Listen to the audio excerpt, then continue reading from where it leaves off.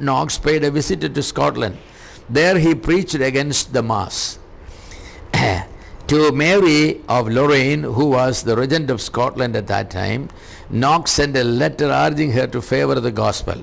Mary was a strong Catholic. She took the letter as a joke, but she learned that John Knox was not joking. By the time she realized this, John Knox had left Scotland and he returned to Geneva.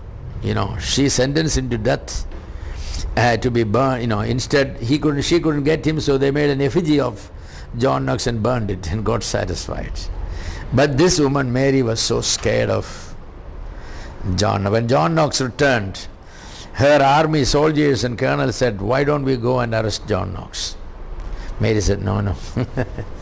And so the famous statement, "When John Knox is on his knees, I am more afraid of him than 1,000 soldiers pointing their guns at my chest." And that was true. John Knox was a man of prayer, and she was afraid. Reformation was growing in Scotland. From Geneva, John Knox guided the believers. In 1557, the leaders of the Protestant faith drew up first Scottish Covenant. They took view to propagate the truth at any, and they took vow to propagate the truth at any cost. They openly established the Reformed churches. They felt they needed the help of John Knox. They requested him to return from Geneva. On May 2nd, 1559, John Knox returned to Scotland.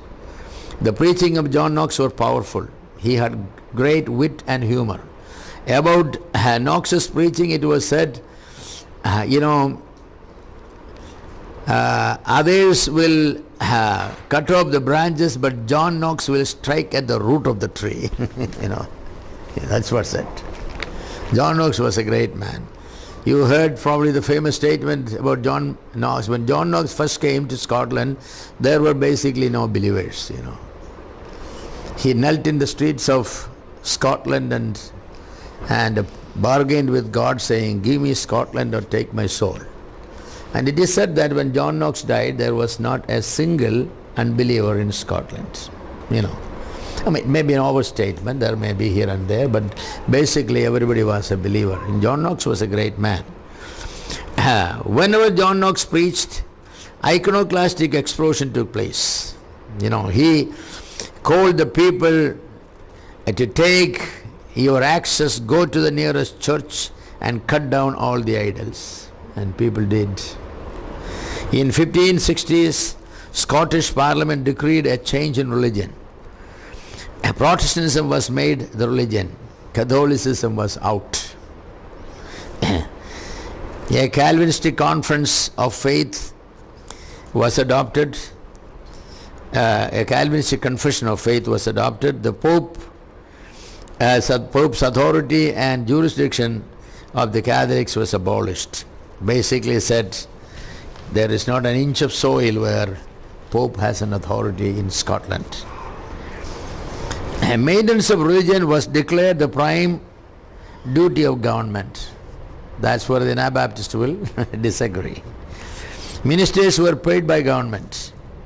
The church was not involved in politics, except when it relates to religious life.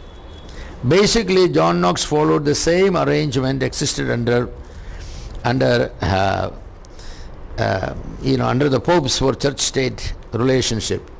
The church was considered supreme in spiritual matters, while the state was considered supreme in civil matters. The only difference, instead of the Pope, now John Knox, and instead of the Catholics, now Protestants. That's the only difference. Now Catholics are completely, removed from Scotland. In 1560, a meeting was organized. This is the first Scottish General Assembly. If you know about the constitution of the Presbyterian Church, then you will understand what is a General Assembly. In 1561 January, this body presented to the Parliament a church order, the first book of discipline. This book advocated the same system Calvin adopted in Geneva. Every local congregation will have a session one minister plus elders elected by church members. The church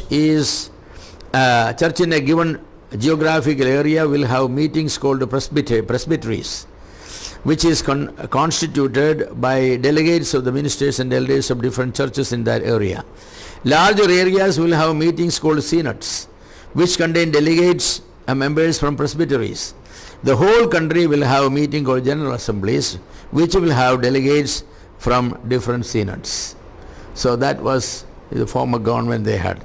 John Knox prepared a book of common order which prescribed the form of worship. Basically this was from Calvin, adopted from Calvin, Geneva. The worship format consisted of prayer, scripture reading, the sermon, congregational singing, taking up an offering. Then the book of common order, also contained prayers for special occasions. Then they will have the Lord's Supper. Basically what we all do, the basic thing. The church in Geneva basically became the pattern for Scotland, France, Netherlands, etc. for all Presbyterian churches. They call it the Presbyterian model. When John Knox was doing the Reformation changes in Scotland, a staunch Roman Catholic Queen Mary was ruling Great Britain. She was a daughter of Henry from the first wife, Catherine.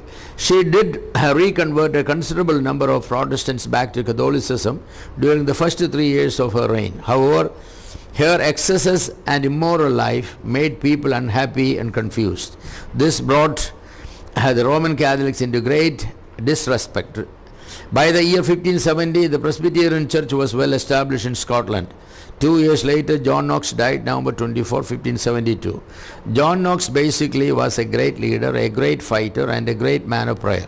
Queen Mary is said to have told her generals who wanted to attack John Knox physically, said, I'm more scared of that man John Knox on his knees than 1,000 soldiers pointing the bayonet to my chest. John Knox claimed to give John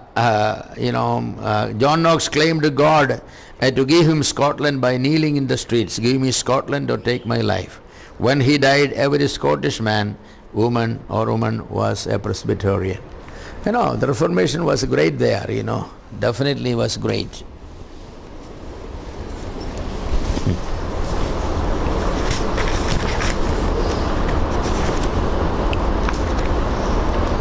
I'm reading. If you have any question, you just ask, because to save time, I wanted to finish this church history. Don't want to do,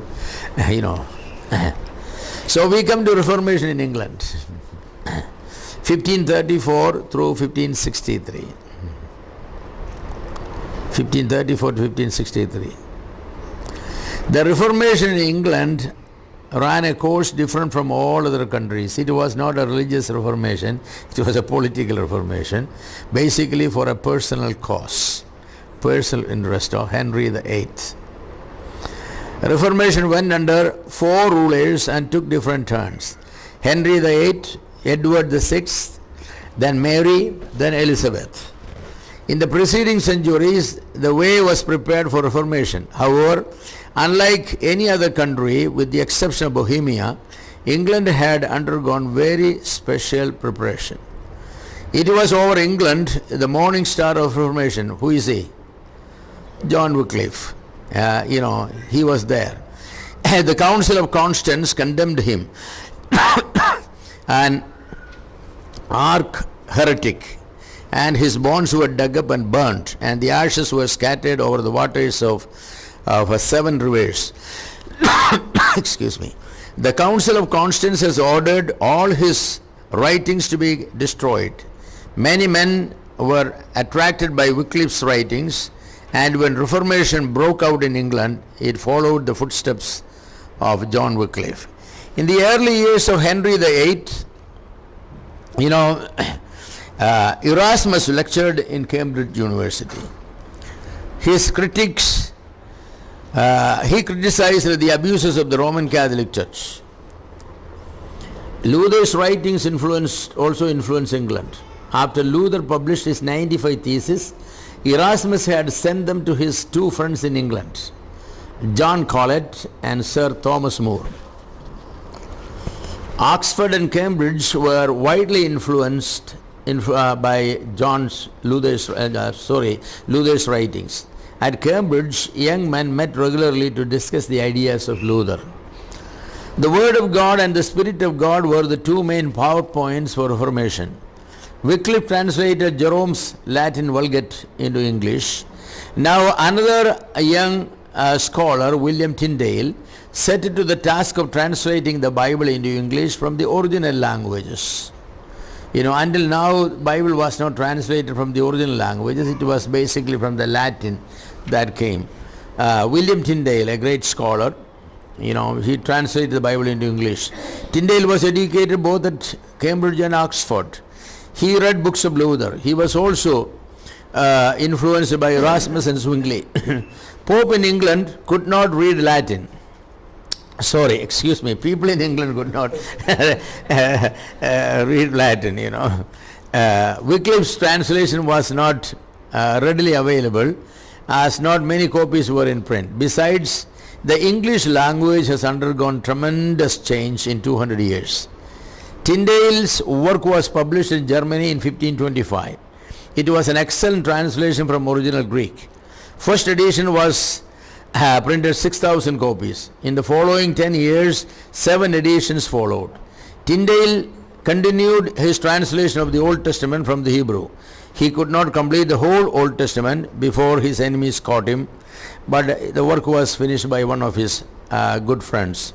On October 6, 1536, Tyndale was burned on stake. You have to watch Tyndale's, the life history movie. It's very moving, and it's very beautifully done also. He was burned near the city of Brussels. His translation did a great work in all England and Scotland. Actually, Henry VIII read that translation, Henry took Romans 13. He always wanted to know what these translators said about the authority. So, Henry read it, and then he said, well, there's nothing wrong with it. He did a good work, But then he only ordered for him to be burned, Yes, Henry is one of the closest from John CH2KAT, He tried to persuade Henry not to burn him. Henry said, John, kings have many interests. That's true. They have to please many people. So to please many people, this man has to be burned on stakes. So Henry gave the order. Yes, in 1535, a complete English Bible was published. This translation was the work of Miles Coverdale. So it is called the Coverdale Bible, Henry starts his own church. England never had one single reformer like Luther, Zwingli or Calvin. Many men labored in England. And the major difference is that changes in the church in England was made not by any person or bishop or lay preacher, but by the king, Henry VIII. He made the changes. In the course of years, strong nationalism emerged in England. The people were against all foreign dominations. To the people in England, the Pope appeared as an Italian prince who was interested in the riches of England. English people were still good Catholics, however, they resented the rule of an Italian Pope over them. The immediate cause of the reformation of the church was not spiritual. It was the question of a divorce. You all know the story. Henry VIII wanted to divorce Queen Catherine. Henry applied to Pope for a divorce from his wife Catherine. He wanted to marry another woman, namely Anne Boleyn. However, the Pope did not give a reply because Pope was afraid, Catherine was the sister of the emperor at that time. So if you give permission to divorce the emperor's sister, Pope knew that's inviting trouble. So Pope did not give a reply to the letter. So he slept over the letter, However, so Henry decided not to wait anymore. He decided to solve the problem himself. Henry decided to take up the matter in his own hand. He was a powerful king. He was able to control Parliament. In 1534, he made the Parliament to pass a law that says the king of England is a sovereign head of the Church of England. He created the Church of England. The Pope has nothing to do with the Church of England. He is out. This law is called the Act of Supremacy. The Act of Supremacy did not make any change in doctrine or in worship, but it changed the government of the church. The Pope as the head of the church was replaced by the king. It was a big change, but not really a reformation, Henry VIII regarded Luther as a heretic. In 1518, actually, Henry written a book against the heretics. The book was titled The Seven Sacraments. For that service, Pope gave Henry the title the Defender of the Faith. And Henry was a Catholic, and he was a great scholar. He was a great musician. He could perform very well. And he was a big man too, Henry. He was a powerful king. Henry did not think that by replacing the Pope and he becoming the head of the church, he ceased to be a good Catholic. He didn't think that. He thought that he's still a Catholic. Henry was able to push the Pope out only because the people hated the Pope and supported the king. But those who were influenced by Luther and Zwingli did not feel the change in England true Reformation. They felt it may lead to Reformation since the Pope is now gone. It could lead to. But not all Englishmen were happy to submit to the Supremacy Act. So Henry had to pass another act called the Law of Treason and Heresy. This law stated that to hold any other belief than of Catholic Church was heresy, and not to acknowledge the King of England as the head of the church was treason. So he passed this law. Under this law of treason and heresy, many people were put to death. Monks were executed for denying the king as the head. They still said Pope is the head. Sir Thomas More, a very famous scholar of England, was put to death. He refused to take the oath of supremacy. He still felt that Pope was the head of the church, So he was the second man in the administration. So Thomas More, Henry had a talk with Thomas More and asked him the question, Thomas, are you loyal to your king? And Thomas More's reply, yes, my Lord. With my body I serve the Lord my King, and with my soul I serve the Lord my God. And Henry caught hold of the insignia, the Prime Minister had, and he pulled it out and said, Thomas, you are a reproach to me. You are a reproach to me. He was condemned to be burnt. It doesn't matter how great a scholar or how great a man you are, you're gone. You are gone. Thomas More, a very famous scholar, and he was put to death. He refused to take that oath. Another famous person was John Fisher, the Bishop of Rochester. He was also put to death for not taking the oath of supremacy. Pope made the bishop a cardinal. Henry said he would send the bishop's head to Rome so that Pope could put the cardinal's red cap on the bishop's head. Pope made him a cardinal. So the cap is removed, the white cap is removed, now put the red cap. So Henry wrote to him, said, I'm sending his head, you can put the red cap on his head. They were the jokes of the kings in the higher circles, And the 76-year-old bishop was beheaded in June 1535. Thomas More was a devout Catholic. He was beheaded. And many Lutherans in England were beheaded. Now the table is turned against him. He was, beheaded July 1535, John More and the bishop. The church in England, called now the Anglican Church, remained basically the same with the king as the head and the bishop as the administrator of the parish.